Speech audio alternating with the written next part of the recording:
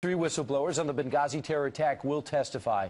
All are expected to assert that the Obama administration did not tell the truth about what led up to the assault, blew the response itself, and that did not tell the truth about that. And the question is, who edited the talking points? Why not the intelligence community? Why was it the State Department and White House? Is this a national security cover-up? Lieutenant Colonel Ralph Peters is a Fox News strategic analyst and author of this brand new book, Hell or Richmond. We'll discuss that later, but first things first, Colonel, what do you think is the area in which you hope the most focus is on today? The cover-up, because we can't get the lives back.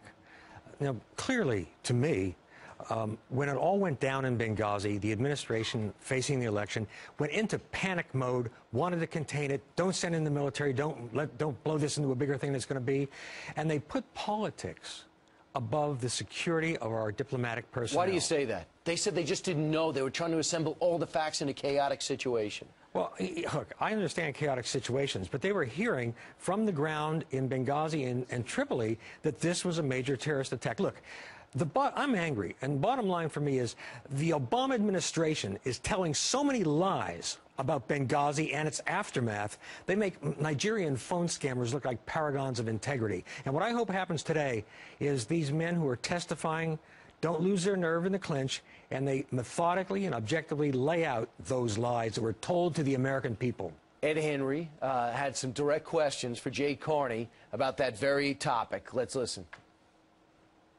Last week you said from this podium that the Departments of State and Defense had told you and had told Congressman Issa that they were not aware of anyone else at either department who wanted to come forward and say anything about this. Now that there are, it looks like at least 2 or 3 witnesses who are going to be speaking to Darrell Issa, speaking publicly at his hearing on Wednesday, do you think they told you the whole story last week? I don't understand. These witnesses are going to talk to Congress, and we have said that we are not aware of anyone who has been blocked from speaking to Congress if they so choose to or want to speak to Congress. So they were not blocked over the last 8 months? We are unaware of anyone being blocked from talking to Congress. So, and one of those people is Gregory Hicks. Yeah. And if Gregory Hicks is the deputy under Ambassador Stevens, maybe the last person he talked to was that this is a terror attack. He says, and will testify today reportedly, that he was ready, that there was a team ready to launch from Tripoli, and they got the orders from Special Operations Command in Africa to abort.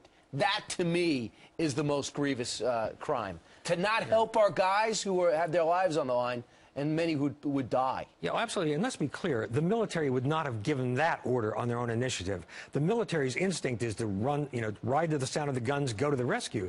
That clearly was directed from Washington. And I personally believe it would have been very difficult, if not impossible, to save those 4 lives, especially the ambassador, because of the timelines. But we should have tried. When people are under fire, you don't sit back and say, well, gee, I hope the smoke blows over. I mean, this Obama administration in this case was cowardly, duplicitous, and they sacrificed American lives for politics, and the American people need to understand that, despite the fact that the establishment media would cover for Obama no matter what he did. So he served our country as lieutenant colonel. You're an unbelievable analysis, and you also have another great book out, Hell or Richmond. It's a fictional account of what happened during our Civil War. Yeah, it's an account of 1 month, the bloodiest month in American history until the last year of World War II. 88,000 American casualties in 30 days. It's about the battles in Northern Virginia in May and June of 1864, the Overland Campaign, Wilderness, Cold Harbor, Spotsylvania. We were more divided once. 88,000 Americans, right. 1 month. Blue and gray, killing each other. When the greatest fighting force in the world turned their guns on each other. Yes. It's significant and a great part of American history that we have to study. Lieutenant Colonel Ralph Peters, always great to see you. Great to see you. I'll talk to you on radio shortly.